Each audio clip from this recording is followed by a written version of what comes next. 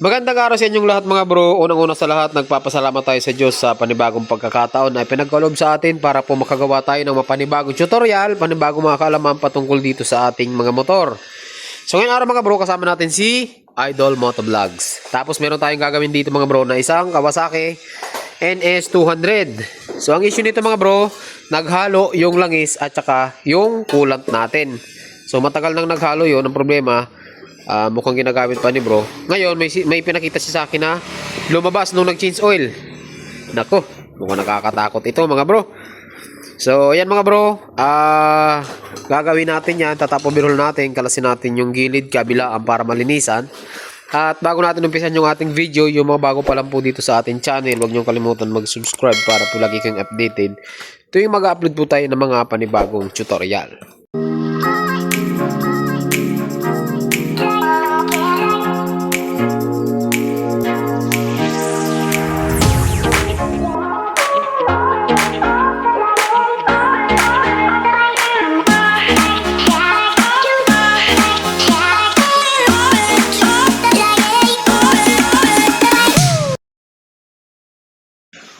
Yan mga bro. So ito ang problema. So may lumabas na mga plastic. Ito mga bro, sigurado to 100% galing to sa oil pump. Tapos yung itong gear, hindi naman siya gear, pero bakal. Ito galing to sa loob to. Yan o. Alamin natin kung ano ang problema. Ito mga bro, tatap overhaul natin to, ano. So tingnan na muna natin dito. Malalaman natin kung ano. Ayun o. Tira bro, pakita ko nga yung ano. Dito pa lang, kitang-kita ng mga bro. Pero, punong-puno na. Palasin natin ito mga bro. Nandun.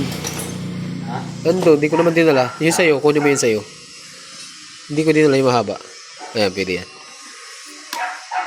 Ito yung mga bro, puting-puti na yung tingin na langis natin. So, kaya sinasuggest ko dun sa may mga motor na naghalo yung coolant mga bro. Huwag nyo na pong gamitin kapag ka naalaman yung ano, huwag nyo nang gagamitin kasi dumadami yung sira. Ano, ito may tatapobirol natin, unahin lang natin to para makita lang natin yung ano, yung oil pump gear. Tapos yung ano yung itsura kapag ka naghahalo yung coolant. Puti yan mga bro. Choco na gatas yan, choco na gatas. Ching, ching, ching, ching. Ching, ching, ching, ching. Puting-puti, nakikita ko na. Ginawa na rin. Ginawa na rin. Saan kayo pinagawa ito na mayari?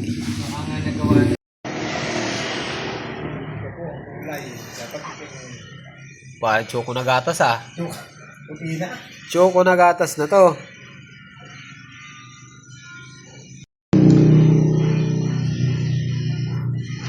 Kasi natin. Kahit pala araw-araw magpalit. Ay, oo, bali wala bro. Bali wala. Magagastusan ka lang. Magagastusan ka lang bro. Oh. Buti tahimik pa. Nakakaakit pa sa taas. Kung tinalalaman natin yung oil pump, kung malala ang tama, kung kunti lang ba ang kain. Pero sigurado mo yung tama. Oh, ayun.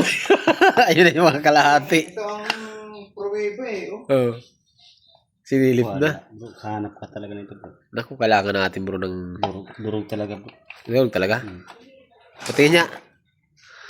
Ito yun mga bro. Ubos oh. Ay, wala na boy. Yan. So, ang gagawin natin dito mga bro ay top overhaul. Kakalasin natin tong upuan at saka yung tangke. Yung tangke mga bro, pwede nyo kalasin ng buo yan na hindi niya hinatanggal yung cover. So, meron lang kayong tatanggalin dito at saka dito sa ibabaw, dito sa ilalim, dalawa, at saka itong dosi na to sa ibabaw. Pag natanggal nyo yun, pwede nyo hugutin ito ng buo na hindi kinakalas yung pinakatangke.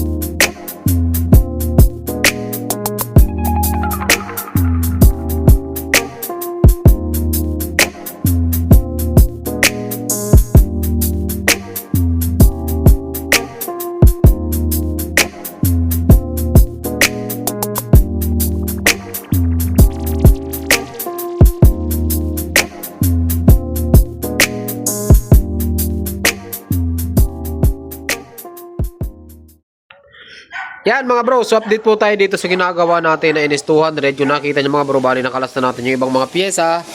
At ito na po ang nangyari sa kanya. Tingnan nyo naman mga bro ang makina, ang nangyayari sa makina kapag ka naghalo yung coolant to. Diba? Parang ano yan mga bro, ayan o. Matigas yan. Kahit isprehin nyo ng hangin yan, di nyo matatanggal yan. Kung hindi nyo kakalasin yung makina. Okay, so ang gagawin natin dito mga bro, lilinisan natin lahat. Lilinisan natin lahat ito mga bro. Okay? Lahat-lahat para masolve yung problema natin dito. So bagong gawaran ito. Kasi kung makikita nyo, itong motor na ito, 2015 model. Pero yung block na walang katama-tama.